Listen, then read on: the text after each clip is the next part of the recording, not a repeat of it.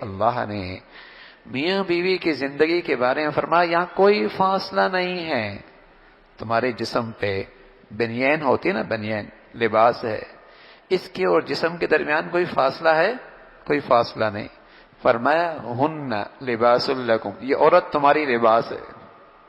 جیسے لباس اور جسم میں کوئی فاصلہ نہیں ہے، تمہاری اور تمہاری بیوی میں اور شوہر اور بیوی کے درمیان کوئی فاصلہ نہیں ہے. اس کے درمیان اور کوئی حائل بھی نہیں ہے، اور کوئی حائل نہیں ہے.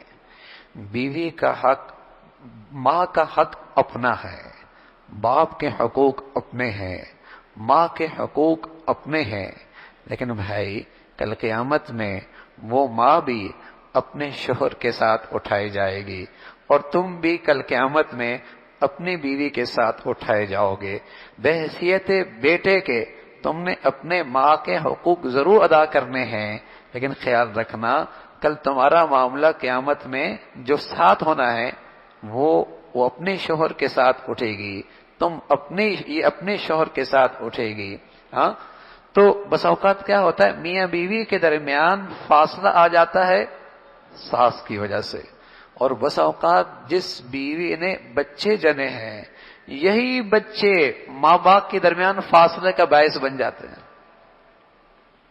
لڑائی کیوں ہے؟ بچوں کی وجہ سے. لڑائی کیوں ہو رہی ہے؟ بچی کی وجہ سے. لڑائی کیوں ہو رہی ہے؟ بچوں کی وجہ سے.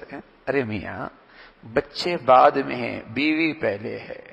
بچے بعد میں ہیں، بیوی پہلے ہے. بچے اس کے بعد ہیں، بیوی پہلے ہے. اس سے زندگی ٹھیک کرو، اس سے انشاءاللہ بچوں کی تربیت بھی ہو سکے گی. اور بچوں کی وجہ سے اگر روز گھر کے اندر جسے کہیں کہ آوازیں بلند ہونے لگیں، اور جسے کہیں کہ آپس میں ہونے لگی، تو بچوں پر کیا منفی اثرات پڑیں گے.